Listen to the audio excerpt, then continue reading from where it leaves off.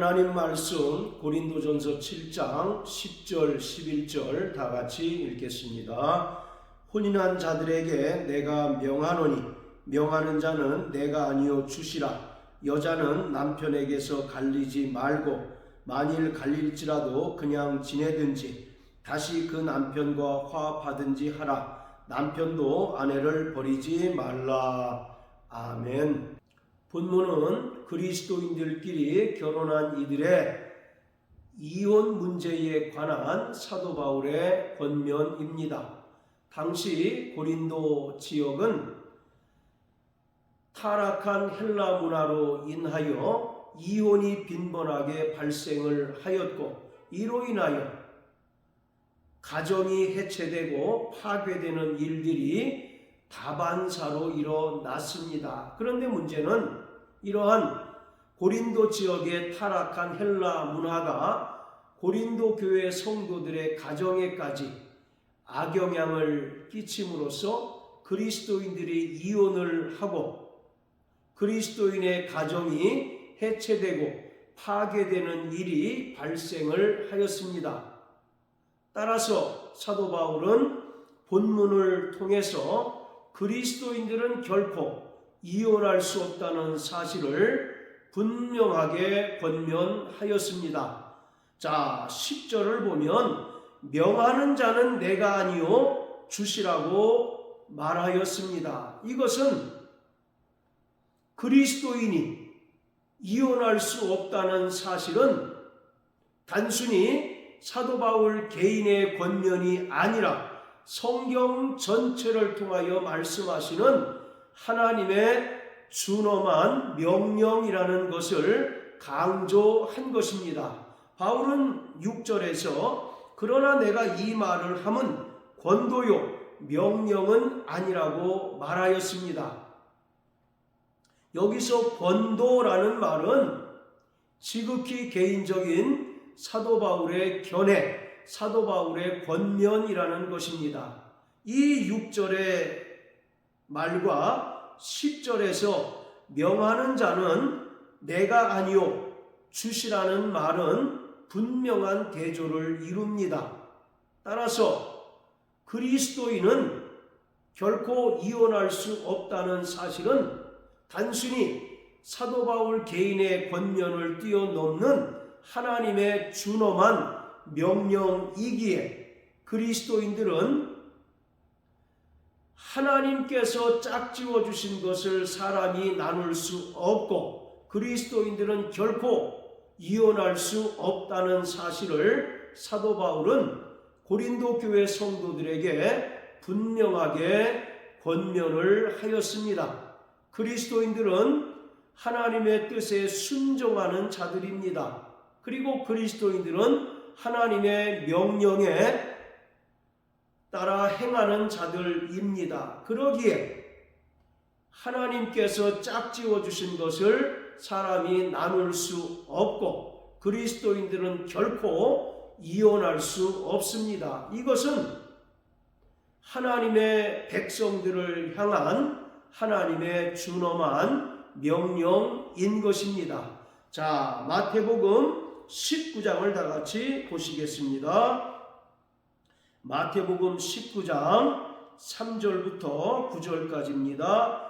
바리새인들이 예수께 나와 그를 시험하여 가로되 사람이 아무 연고를 물론하고 그 아내를 내어 버리는 것이 옳으니이까? 예수께서 대답하여 가라사대 사람을 지으신 이가 본래 저희를 남자와 여자로 만드시고 말씀하시기를 이러므로 사람이 그 부모를 떠나서 아내에게 합하여 그 둘이 한 몸이 될지니라 하신 것을 읽지 못하였느냐?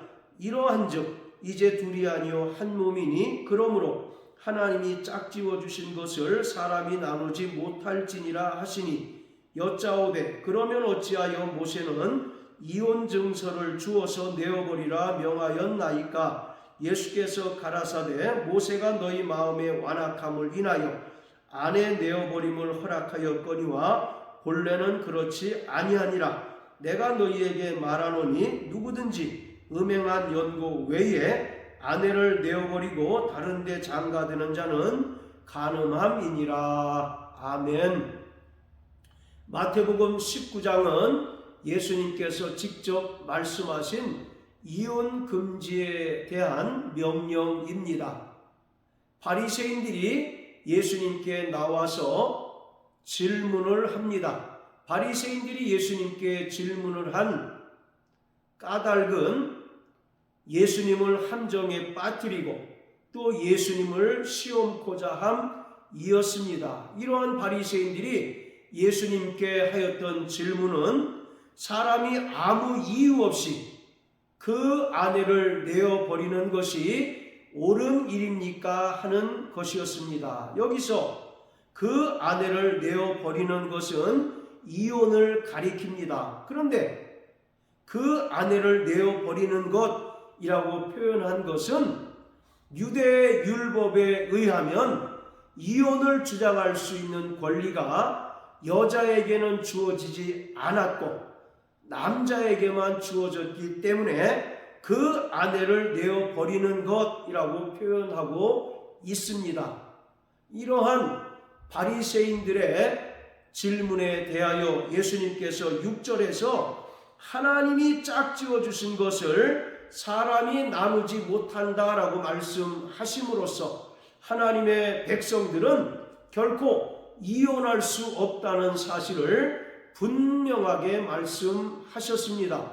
하나님께서는 하나님의 형상대로 남자와 여자를 창조하셨습니다. 그리고 남자가 그 부모를 떠나 여자와 연합하여 한 몸을 이루게 하셨습니다. 이처럼 남자와 여자가 결혼을 하고 또 한 몸을 이루어 가정을 이루는 것은 하나님의 명령과 창조의 질서를 온전히 이루는 것입니다. 그러기에 예수님께서는 하나님이 짝지어 주신 것을 사람이 나누지 못한다라고 말씀하심으로써 하나님의 백성들은 결코 이혼할 수 없음을 분명하게 말씀하셨습니다. 자, 그러자 바리새인들이 다시 예수님께 질문하기를 그러면 어찌하여 모세는 이혼 증서를 주어서 이혼을 허락하였습니까? 라고 질문을 하였습니다. 그러자 예수님께서는 8절에서 근본적으로 하나님께서 짝지어 주신 것을 사람이 나눌 수 없지만 모세가 예외적인 사항으로 너희 마음의 완악함을 인하여 이혼 증서를 주어서 이혼하게 하였다라고 말씀합니다. 그러면서 예수님께서는 9절에서 내가 너희에게 말하노니 누구든지 음행한 연고 외에 아내를 내어버리고 다른 데 장가드는 자는 간음하는 것이다 라고 말씀하셨습니다. 즉 음행이 발견되었을 때에만 이혼 증서를 주어 이혼을 허락하셨지 결코 음행 외에 다른 문제로 아내를 내어버리고 다른 데 장가드는 것은 간음하는 것이다 라고 예수님께서 말씀하신 것입니다. 자, 이것은 바로 예수님께서 신명기 24장의 말씀을 염두에 두시고 하신 말씀입니다. 자, 신명기 24장입니다.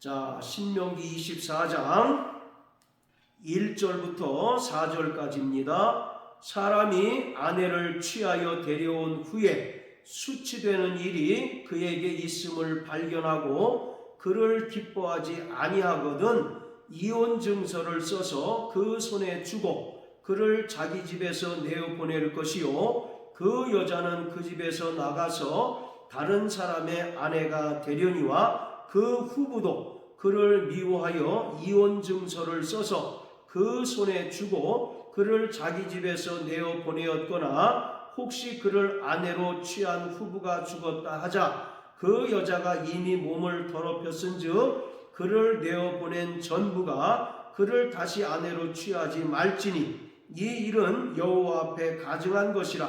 내 하나님 여호와께서 내게 기업으로 주시는 땅으로 너는 범죄케 하지 말지니라. 자, 바리새인들이 질문한 것처럼 이혼 증서를 주어서 이혼하는 경우를 규정하고 있는 말씀입니다.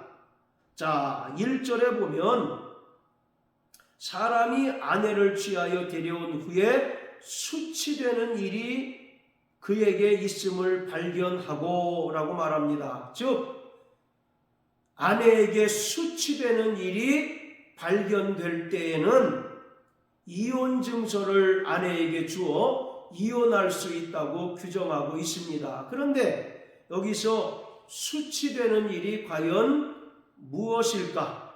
예수님 당시에 많은 율법학자들, 바리새인들이 이 수치되는 일이 과연 무엇일까에 대하여 연구하고 논쟁을 하였습니다. 그래서 어떤 유력한 율법학자들은 이 수치되는 일이 바로 예수님께서 말씀하신 것처럼 음행 말고는 없다라고 주장을 합니다. 그리고 또 어떤 이들은 이것을 좀 더 확대 해석을 해서 음행뿐만 아니라 그 남편이 싫어하는 일들까지 적용을 합니다. 그래서 이 수치되는 일이 과연 무엇일까? 이것에 대해서 예수님 당시에 많은 율법학자들, 바리새인들이 서로 논쟁하고 있었는데 예수님께서는 그것에 대해서 마태복음 19장 9절에서 분명히 규정하셨는데 음행한 연고 외에 아내를 내어버리지 말라고 명령하셨습니다. 자, 이처럼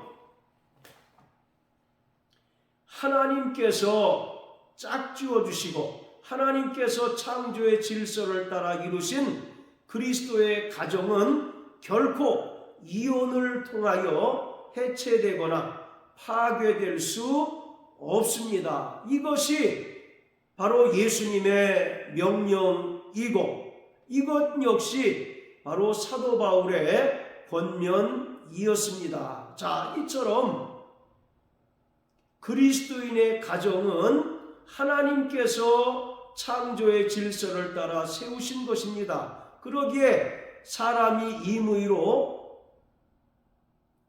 나누지 못하고 또 이혼을 통하여 그 가정을 해체할 수 없습니다. 하나님께서는 아담과 하와를 통하여 최초로 가정이라는 기관을 세우셨습니다. 그리고 그 가정을 통하여 하나님의 뜻이 이루어지기를 원하셨습니다. 그런데 창세기 3장에서 죄로 인하여 그 가정이 깨어지고 하나님과 원수가 되어버리고 말았습니다.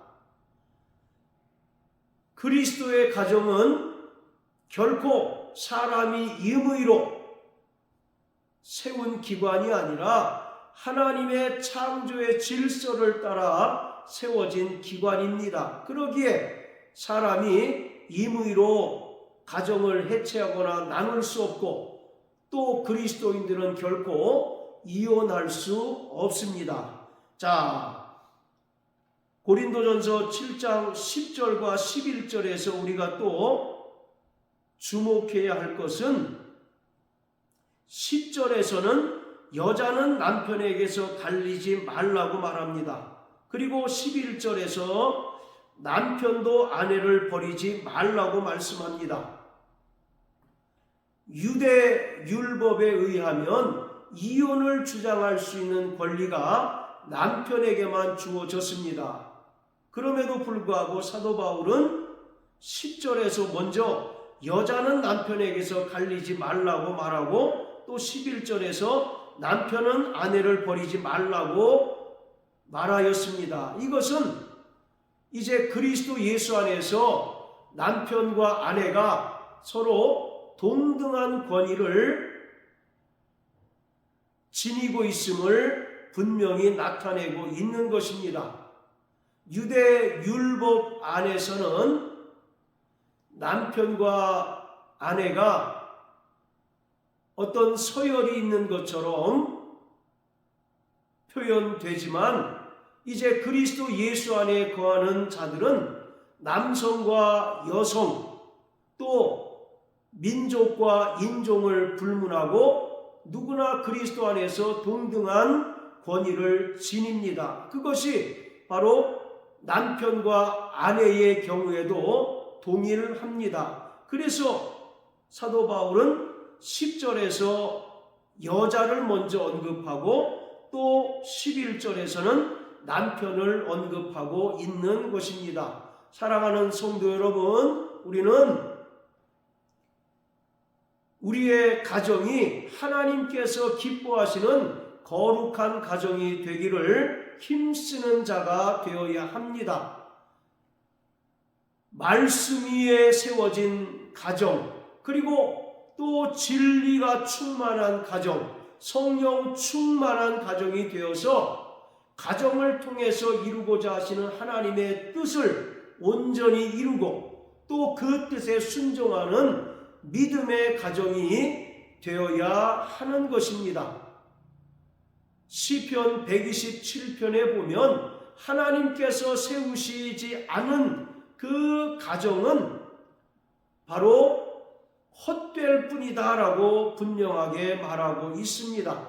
우리는 분명히 우리의 가정이 하나님의 창조의 질서를 따라 세워진 것임을 믿어야 합니다. 그리고 하나님께서 우리의 가정을 통해서 뜻을 이루어 가신다는 사실을 분명히 깨닫는 자들이 되어야 합니다.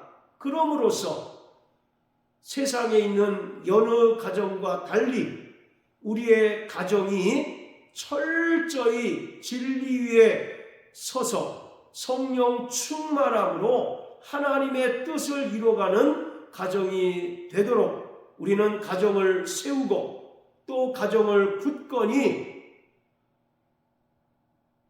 성장시키는 믿음의 성도들이 되어야 합니다. 이러한 가정이 되도록 우리는 더욱더 힘써 기도하고 더욱더 말씀으로 거룩해진 삶을 살아야 합니다. 이런 삶을 살아내는 저와 여러분들 되시길 예수님 이름으로 축복합니다. 할렐루야.